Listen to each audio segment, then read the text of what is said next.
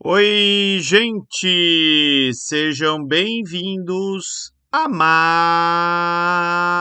uma aula de geografia. E dando continuidade à série de aulas sobre clima, hoje a gente vai falar um pouquinho, sobre fenômenos climáticos e atmosféricos, Então a gente vai falar um pouquinho sobre a atmosfera, sobre as auroras, as brisas e o El Ninho e a Laninha, Então vamos lá. Para começar, a atmosfera é a camada de ar, que vai envolver aí o nosso planeta.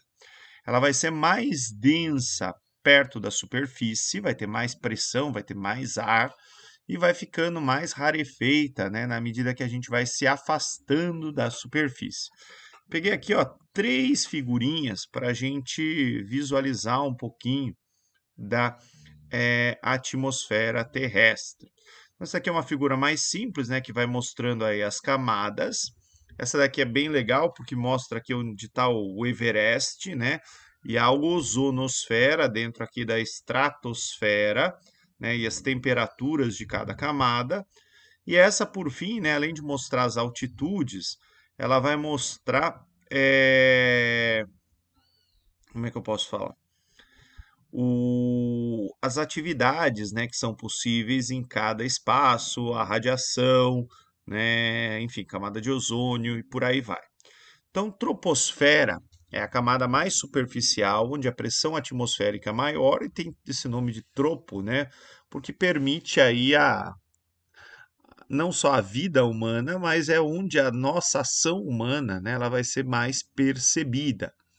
Depois vem estratosfera, que tem alguns voos hoje, alguns aviões que andam nessa camada, mas é a camada que vai ter o ozônio, que vai dar essa coloração mais azuladinha aí para a atmosfera terrestre.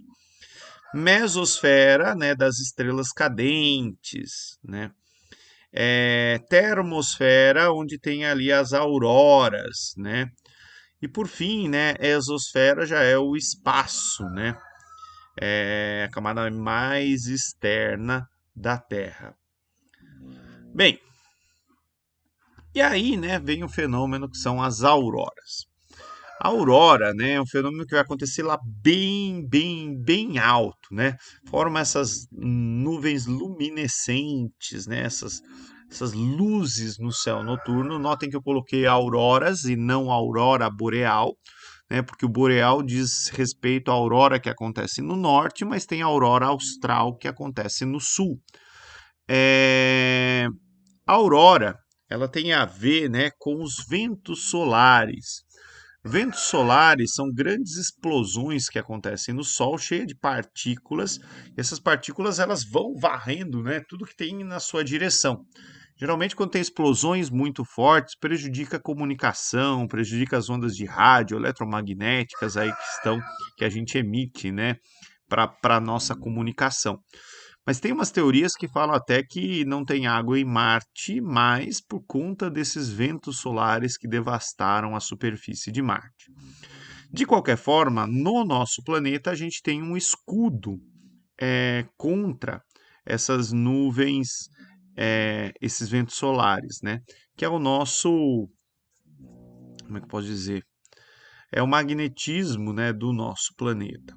Esse magnetismo, esse campo magnético da Terra, essa palavra que eu estava buscando, vai desviar esses ventos solares, concentrando, eles nos polos e formando, esse fenômeno da aurora boreal, essa luminescência que a gente vê em alguns momentos. Algo deve ser muito bonito de ver ao vivo, Bem, outro fenômeno interessante é a brisa marinha e a brisa terrestre.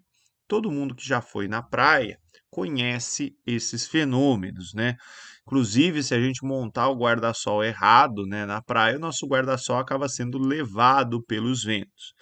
É bem simples, Água do mar e o solo, a areia, eles levam tempos diferentes para se aquecer. Isso vai gerar um impacto, na camada de ar sobre o mar e na camada de ar sobre a Terra. Durante o dia, a Terra, a areia ali, se esquenta mais rápido do que o mar.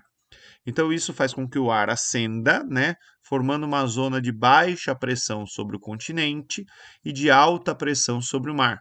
Então, a brisa ela vai soprar nesse sentido, né, do mar para o continente.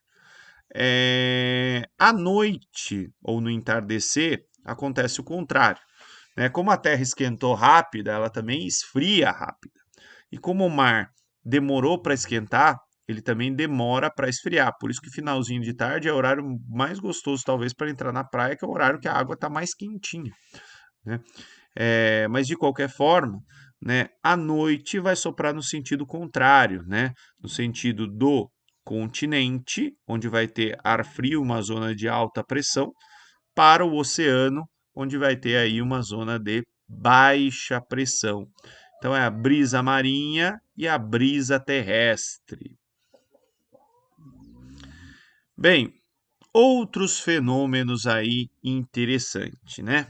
O El Ninho e a Laninha, né? Ambos os fenômenos têm a ver com o Oceano Pacífico, mais precisamente, né, com a variação da temperatura das águas do Oceano Pacífico. Tem várias teorias que tentam explicar aí, né, por que que fica mais quente, por que que fica mais frio, né? Tem gente que fala que é o contato da atmosfera, a incidência do sol, tem gente que fala que é atividade vulcânica no Pacífico, né?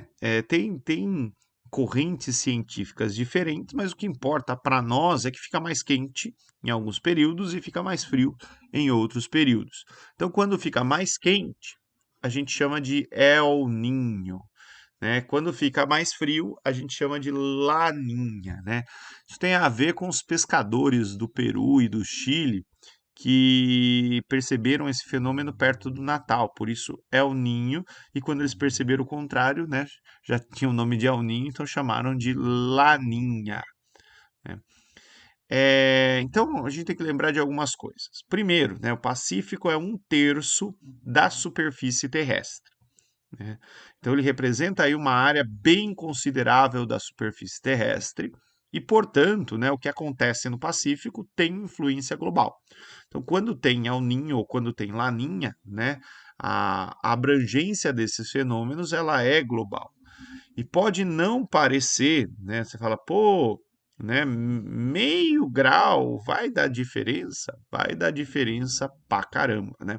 Pacífico mais quente, meio grau, significa mais vapor d'água na atmosfera. Pacífico mais frio, meio grau, vai significar menos vapor d'água na atmosfera. E de um jeito ou de outro, né, isso muda toda a circulação das massas de ar, podendo fazer que lugares que são secos chovam mais, onde chovia bastante fique seco, onde era quente fica frio e por aí vai. Então tem algumas dinâmicas, né, que são geradas a partir do El Niño. Aqui eu peguei uma imagem, né, do Google Earth só do Pacífico, né, para ficar bem claro que ele é 1/3 da superfície terrestre. Bem, e aqui no Brasil, né? Quando tem El Niño, quando tem Laninha, né? O que que acontece com o nosso país? De uma maneira geral, ó, como está na figura, ano de El Niño, Pacífico ficou mais quente. Vai chover mais, ó, no centro-sul do Brasil e fica mais seco aqui no norte e nordeste. Quando é Laninha, é o contrário, né? Fica mais seco no sul do Brasil, né? E no centro-sul, e chove mais no norte e nordeste do país. Então, a parte da própria variação, né, natural aí do clima terrestre. Então, aqui ele mostra de novo a mesma coisa, né? Do El Niño, os efeitos, a maneira como o vento vai soprar e mudanças aí na circulação, né? E aqui, ó, seca e chuva, tá?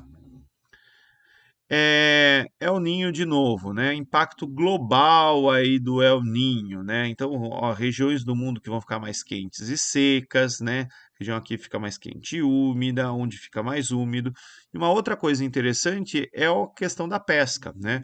Como o Pacífico fica mais quente, né? Por exemplo, no Chile, no Peru, que são grandes países pesqueiros, né? Diminui a quantidade de peixe porque as águas estão mais quentes, né?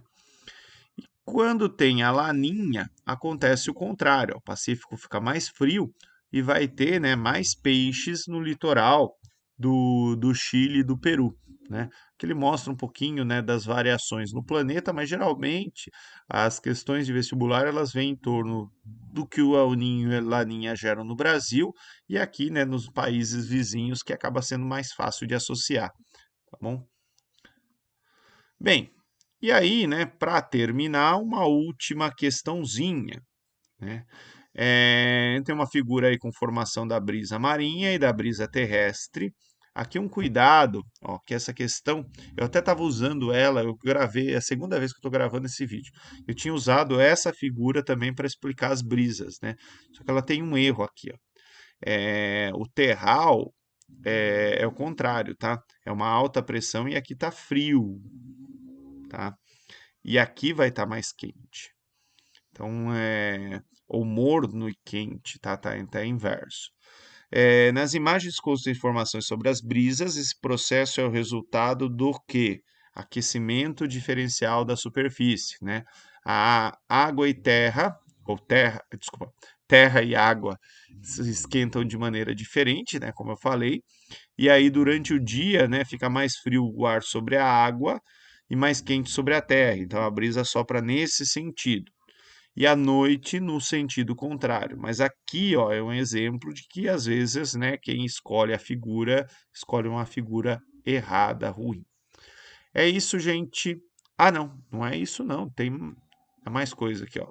Eu deixei algumas curiosidades aí sobre fenômenos atmosféricos, inclusive um documentário é, chamado Terra, o Poder do Planeta, episódio sobre a atmosfera, que é muito legal, esse primeiro link aqui. Brigadão, gente. Valeu pela atenção de todos e tchau, tchau.